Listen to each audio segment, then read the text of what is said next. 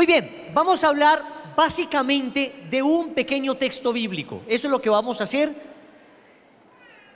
Y con base en este texto vamos a hacer unas cuantas reflexiones del papel que tenemos los cristianos, especialmente los católicos, en la defensa de la vida. Porque para escuchar la voz de Dios, para escuchar el Evangelio, se requiere que nosotros nos callemos, que cerremos nuestra boca para que podamos abrir nuestro oído a lo que Dios nos quiere decir. Tomado del Evangelio de San Juan, capítulo 10, versículo 10. Dice el Señor: yo he venido para que tengan vida y la tengan en abundancia. Palabra del Señor. Dale un aplauso a la palabra de Dios, por favor.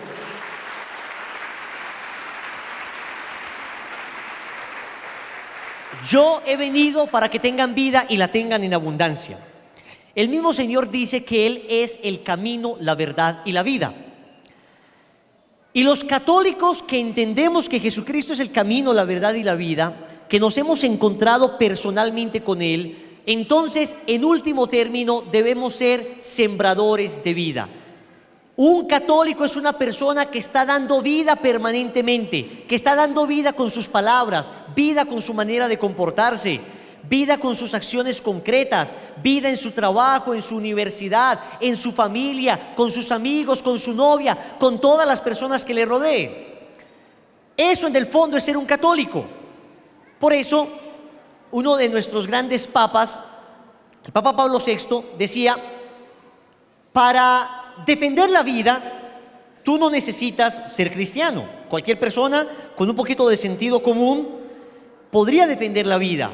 Bastaría un poco de sentido común para entender que toda vida humana vale. Bastaría un poco de sentido común para comprender que nada justifica el brutal asesinato de un inocente. Es más, en otras épocas, incluso las personas ateas llegaron a defender la vida y llegaron a considerar el aborto una barbaridad, una atrocidad. Entonces decía el Papa Pablo VI, para defender la vida no necesita ser católico, no necesita ser cristiano. Pero no se aplica lo mismo al revés. Decía él, pero para ser católico sí necesitas defender la vida. Para llamarte católico tienes que ser un defensor acérrimo de la vida, porque los católicos estamos llamados a dar vida en abundancia. Estamos llamados a comunicar a Jesucristo, que es el camino, la verdad y la vida. Y les quiero hacer un rápido recuento. Los grandes transformadores de la historia, los grandes artífices de cambios revolucionarios en la historia, no han sido las ideas, no han sido los políticos, ninguna de estas cosas ha logrado cambios revolucionarios. Los grandes y cambios revolucionarios en la historia los han logrado los santos, y esto lo acaba de decir el Papa Benedicto XVI. Y vemos desde el principio cómo los primeros cristianos tenían que dar la vida para profesar su fe. Los primeros cristianos, los mártires, cuando les perseguían, ellos estaban dispuestos a testimoniar con su propia vida su fe, y por eso se entregaban.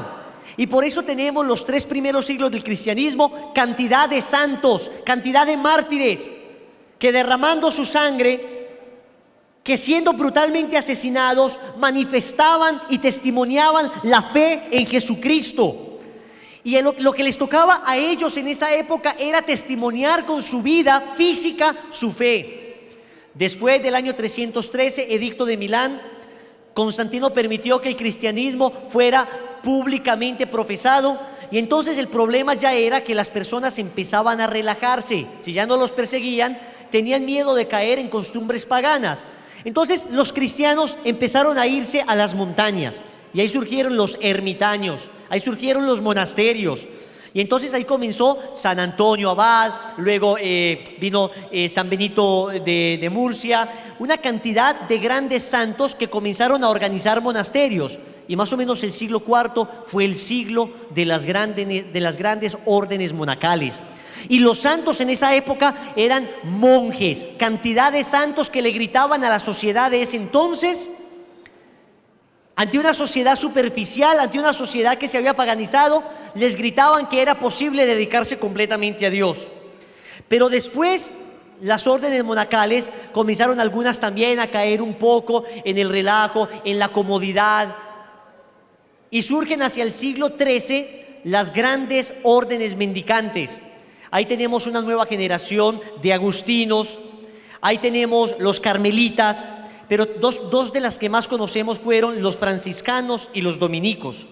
Y surgen estos grandes santos, y fueron la respuesta para aquella época, y fueron los santos que transformaron aquel entonces, y lograron marcar la sociedad de aquel entonces profundamente. Eran llamas ardientes. Pero después, hacia el siglo XVI, hubo entonces necesidad de nuevos santos. Y ahí vino la época de la Contrarreforma, y surgieron los jesuitas, otras grandes congregaciones. Se reformaron los agustinos y vinieron a ser agustinos recoletos. Los franciscanos también se reformaron, los carmelitas descalzos surgieron por esa época, y otra gran ola de santos que salvó nuevamente a la humanidad, que salvó nuevamente a la iglesia. Hacia el siglo XVIII surgen también grandes congregaciones, siglo XVIII, siglo XIX. Surgen entonces los salesianos, los escolapios, surgen los hijos de San Felipe Neri. Entonces, otra gran ola de santos apareció, y también la humanidad brilló con la luz de esos santos. Mis hermanos, lo que les quiero decir para concluir, porque les prometí que no me iba a demorar mucho en realidad, porque quiero que terminemos más bien con una fuerte oración, es que en el siglo XXI, después del Concilio Vaticano II, nuestra época, la sociedad que nos tocó vivir a nosotros, así como grandes santos en todas las épocas de la historia dieron vida, en el siglo XXI Dios ha suscitado un laicado despierto, un grupo de laicos como usted y como yo, que hemos empezado a entender que la santidad es también para nosotros, y que si queremos transformar la historia, la única solución es vivir santamente. La única solución es ser unos verdaderos y auténticos santos. Y la mayor respuesta que tú y yo podemos dar ante la crisis, ante esta anticultura de muerte que empieza a ahogarnos, que empieza a sofocarnos, la auténtica respuesta que tú y yo debemos dar es nuestra santidad de vida. Si cada uno de nosotros viviera santamente, si cada uno de nosotros entendiera que su fe debe ser vivida de manera coherente, que somos católicos no solamente de nombres, que debemos ser católicos en todo el sentido de la palabra, que nuestra vida debe ser coherente con los principios que profesamos. Si cada uno de nosotros comprendiera que en primer lugar yo debo experimentar la vida verdadera de Cristo para comunicarla, entonces con seguridad todos seremos llamas, todos seremos antorchas, todos seremos fuegos que encenderán otros fuegos, todos seremos verdaderas llamas de esperanza que inundaremos a toda la humanidad, a una humanidad que desgraciadamente se encuentra en nuestros días enceguecida, oscurecida, en medio de la más profunda y terrible tiniebla.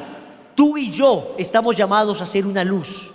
Entonces lo primero que tú y yo debemos hacer es buscar ardientemente la santidad. Y me vas a hacer un favor, me vas a hacer el favor de mirar al que está a tu lado y le vas a coger la nariz y le vas a decir: debe ser santo. Hágame el favor. Si está muy aguada la nariz, pide disculpas. Hágame el favor, a Julianita también. Cójale la nariz y dígale: debe ser santo, y lo sacude. Y si está dormido, también le coge la oreja.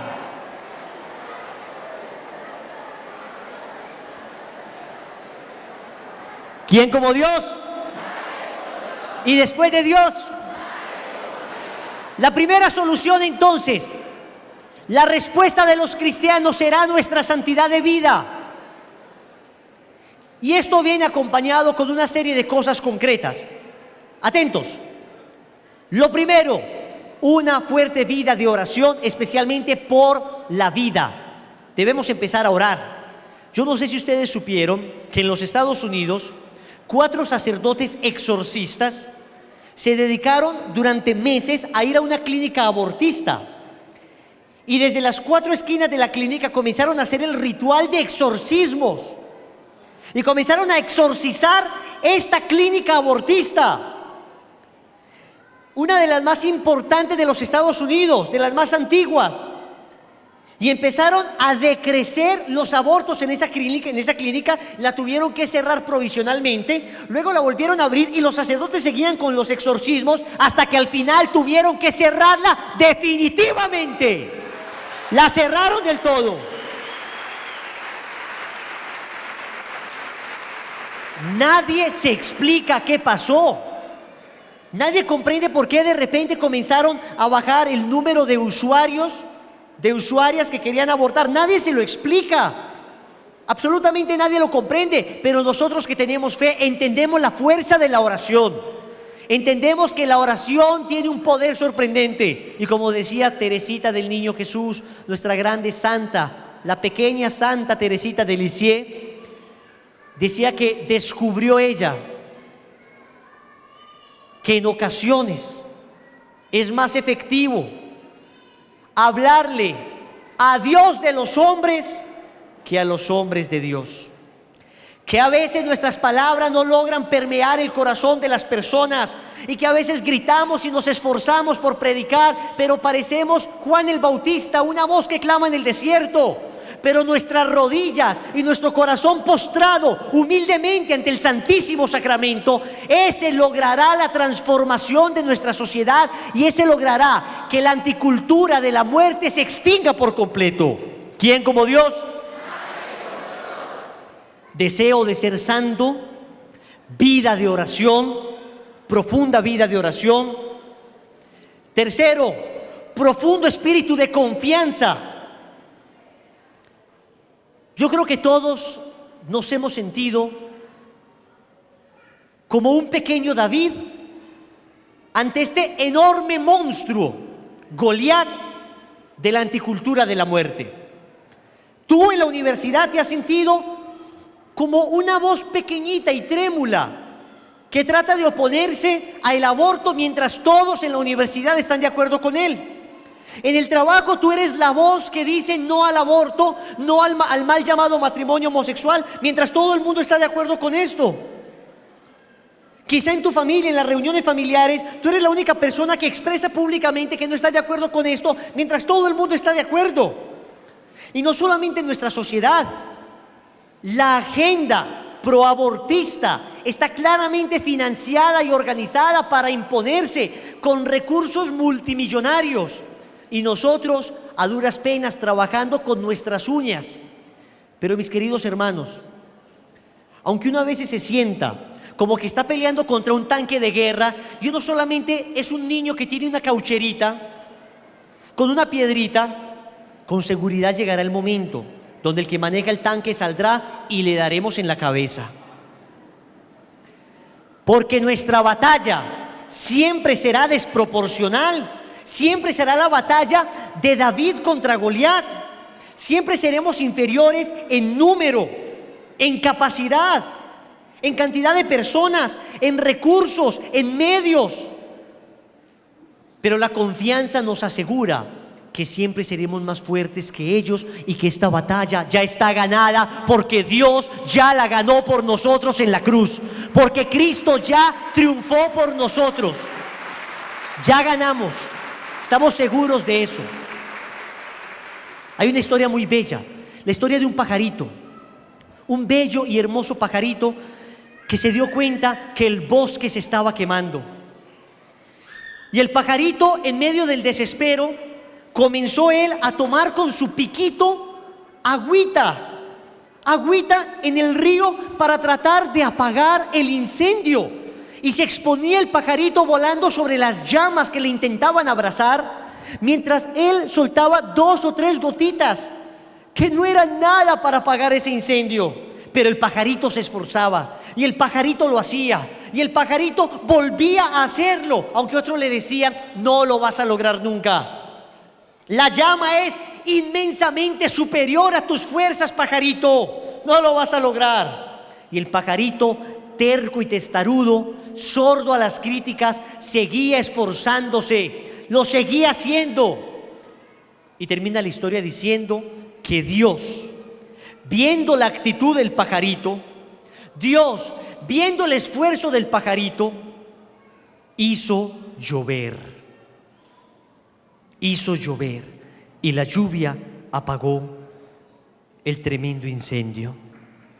Dios, viendo nuestro esfuerzo, que es pequeño, viendo nuestro esfuerzo, que en proporción a lo que tenemos que luchar es ínfimo, pequeñísimo, Dios hará llover. No sabemos cómo, pero el Papa Juan Pablo II, terminando la Evangelium Vitae, decía: hay signos de esperanza. Tenemos que seguir confiando. Y los signos de esperanza somos todos nosotros, mis queridos hermanos. Somos todos nosotros. Primero, un profundo deseo de santidad. Los santos son los grandes transformadores. Segundo, vida profunda de oración, porque será Dios el que lo logre. Tercero, mucha confianza. Pero no nos podemos quedar solamente allí. Cuarto, tenemos que actuar. Tenemos que organizarnos. Tenemos que apoyar los movimientos pro vida en todo sentido. Tenemos que apoyar a estas mujeres excepcionales que han venido a darnos una ponencia hermosísima en la tarde de hoy. Tenemos que unirnos a los demás movimientos pro vida y ser fuertes. Tenemos que formarnos. No nos podemos quedar callados. Si en tu universidad están atacando la vida, tú y yo tenemos que hablar. Si en tu colegio están atacando la vida, si un profesor, en medio de la más terrible ignorancia, en cualquier tipo de clase, porque no tiene que ser ni siquiera una clase que tenga que ver con el tema, puede ser en clase de matemática, en clase de física, de lo que sea. Si algún profesor le da por dárselas de que sabe mucho y se pone a hablar del tema, no te quedes callado, levanta la mano, participa, habla. Tienes que ser la voz de aquellos que no tienen voz. Aunque te llegaran a criticar, aunque todo el mundo te llegara a juzgar en tu estudio, en tu colegio, en tu universidad, aunque en el trabajo todo el mundo te diga que eres un retrógrado porque sigues defendiendo la vida, aunque todo el mundo te diga, incluso en tu familia, que eres un anticuado, ¿cómo se te ocurre seguir pensando esas cosas? No importa, con seguridad, tu voz, la voz que vas a levantar por los que no tienen voz, calará, llegará y tocará el corazón de alguno de los que allí estén, o por lo menos alguno de los que tienen duda, al ver que tú defendiste, no se dejará convencer por los argumentos falaces de estas personas, que lo único que hacen es mentir y difundir esas mentiras con convicción. Tenemos que formarnos, tenemos que hablar. Y si en un momento dado, en una reunión familiar, alguno de tus familiares dice: oiga, ¿y si violan a la niña? Pobrecita, si la violan, entonces, por Dios, ¿ella cómo va a tener ese niño? Ese niño le va a recordar a esa mamá el violador. Entonces tú le vas a decir: mira, pobrecita la mujer violada, pero ¿por qué va a pagar un inocente por un culpable? Si queremos castigar a alguien, castiguemos al violador, pero no castiguemos a la criaturita inocente que no tiene la culpa. Pobre criaturita, un papá violador y una mamá asesina. Pobre criaturita. Y entonces tú les puedes decir: oiga, ¿por qué vamos a matar a un ser inocente? ¿Por qué vamos a sumarle al mal de la violación el mal del aborto? Acabamos de escuchar una charla supremamente bien argumentada sobre el síndrome posaborto. ¿Por qué vamos a sumarle al síndrome posviolación el síndrome posaborto? ¿En qué lógica la suma de dos males produce un bien? ¿En qué lógica la suma de dos males va a producir un bien? Producirá un mal mayor. Y yo he hablado con gente, con mujeres que han sido violadas, y es terrible. ¡Qué trauma! Pero he hablado con mujeres que han abortado y es mucho más terrible, porque en la violación fueron víctimas, pero en el aborto fueron victimarias. En la violación las pobres mujeres sufrían sin voluntad, en el aborto sufrieron con voluntad. No nos podemos quedar callados. Tenemos que hablar, tenemos que formarnos, tenemos que pedirle a Dios la gracia de poder expresar lo que creemos. Y si al final te dicen que te tienes que quedar callado porque eres católico, si al final te dicen que tú no puedes hablar porque son tus principios religiosos, son tus ideas católicas las que nos quieres imponer, Tú me vas a hacer un favor, vas a mirar a esa persona y le vas a decir: yo soy católico. Y lo que te digo, te lo digo por sentido común. Te lo puedo argumentar con ciencia si quieres. Pero si tú me vas a callar a mí porque soy católico y creo en Dios, si tú me vas a callar a mí porque soy católico y tengo principios, si tú me vas a prohibir hablar a mí porque mi fe me ha hecho defender la vida, los niños que por tus palabras han sido asesinados y cuya sangre en este momento está derramada por el piso por tus palabras, serán los que te callarán la boca a ti en el momento en que te enfrentes al juicio de nuestro Dios.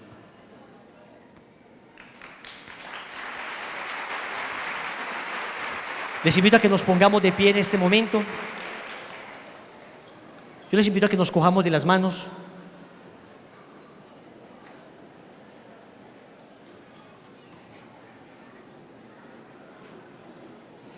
Vamos a terminar con una oración.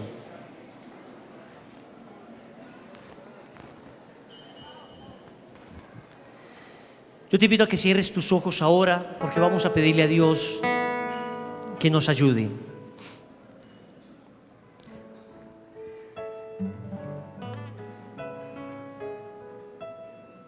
Allí, en un momento de intimidad, de recogimiento en tu corazón, allí en un momento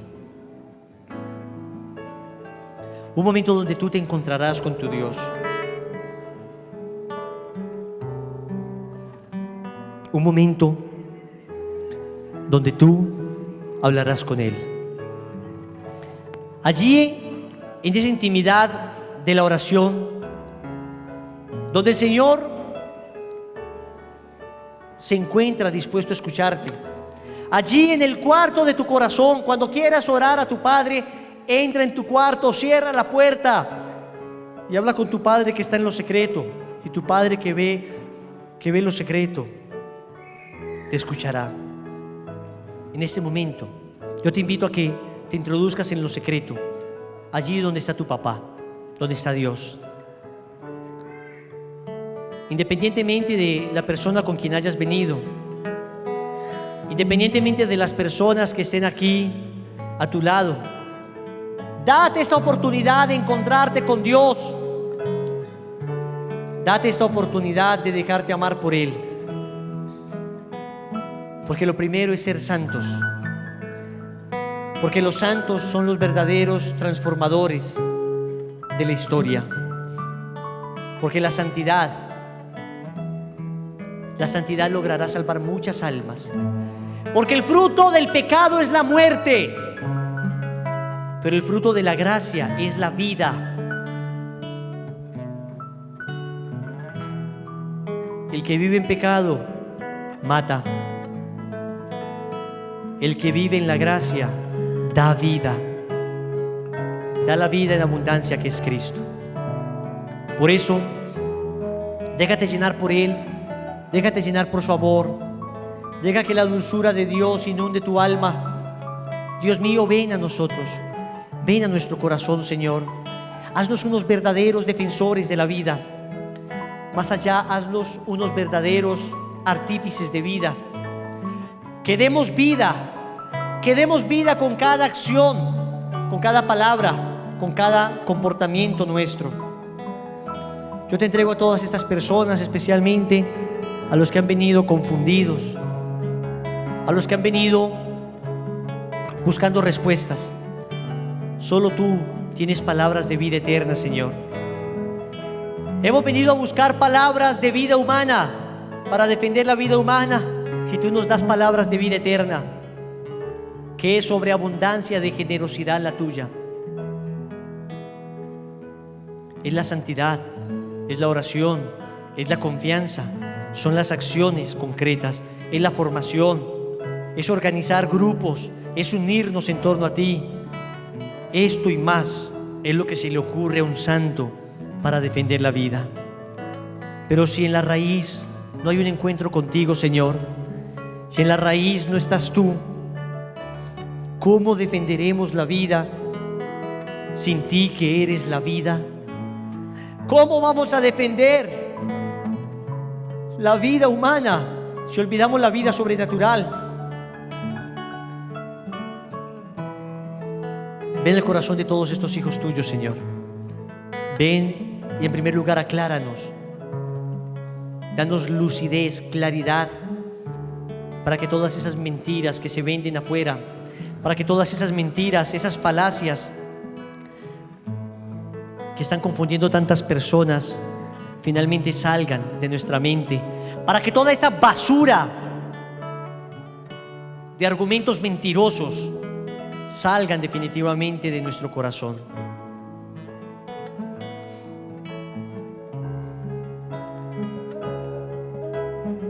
Y ayúdanos a formar un lazo de amor, un lazo de seres humanos, un lazo de corazones que se unan por la vida, un lazo de corazones que esté dispuesto a darlo todo.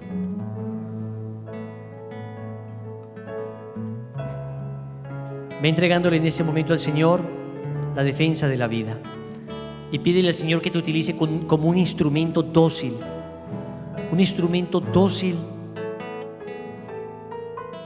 para poder defender a los que no tienen nadie que les defienda, para ser la voz de los que no tienen voz, para ser el grito de los que no pueden gritar, para dejar que su corazón lata, palpite.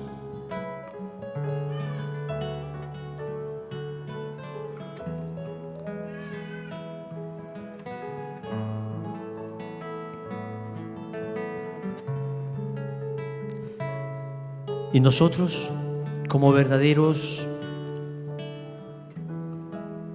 soldados de este ejército de la vida, vamos a dar nuestra vida para que otros tengan vida.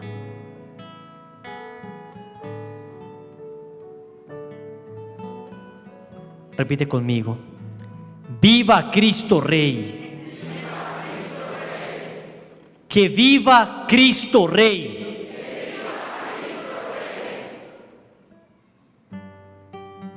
Vamos a ser parte de este ejército de Cristo Rey, del Rey de la vida, y vamos a cantar con todo nuestro corazón. Los que se saben la canción, con todas las fuerzas.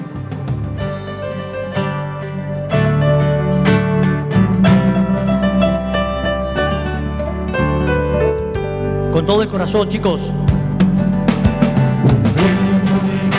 Se escucha en la paz de la tierra y en todo lugar. Yo les invito a que levanten sus manos. Los prestos guerreros empuñan su espada y se alistan para pelear. Para eso han sido entrenados, defenderán la verdad. No les será arrebatado el fuego que en su sangre está. Viva Cristo Rey.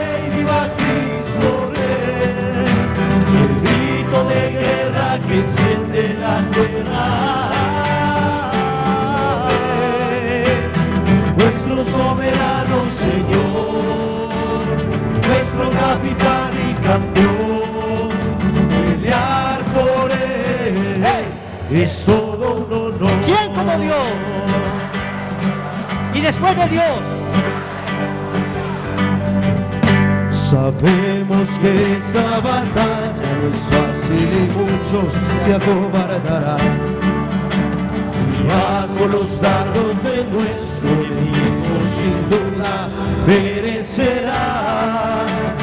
Yo tendré mi espada en alto, como la usa mi Señor. A Él nada lo ha derrotado, su fuerza es la de Dios. Viva Cristo Rey, viva Cristo Rey, el grito de guerra que enciende la tierra. Viva Cristo Rey, nuestro soberano Señor, nuestro capitán y campeón, pelear por Él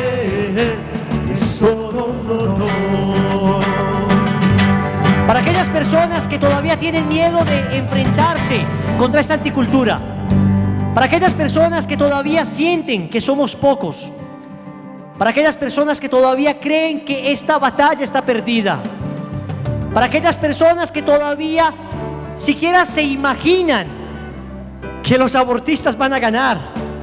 Escucha, Cristo es el Rey, y si Él es el Rey, el destino de las naciones está en sus manos. No conocemos mayor alegría, no existe asombros que amar.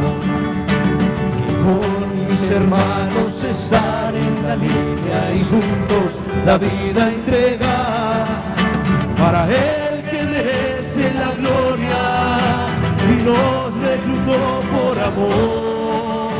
Ante la rodilla se dobla y se postra el corazón. Viva Cristo Rey, viva Cristo Rey.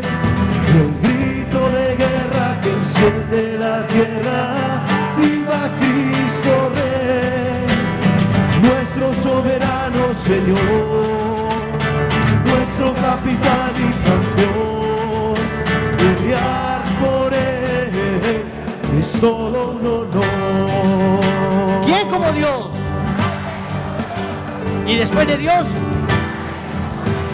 vamos a darle un aplauso a Jesús y a María fuerte. Y ese aplauso por la vida, fuerte. ¡Viva la vida, viva la vida! ¡Que viva la vida! ¡Que viva la vida! ¡Que viva la vida! ¡Que vivan los niños por nacer! ¡Que vivan los ancianitos! ¡Y que vivan Jesús y María! Que la Virgen María les bendiga, les acompañe.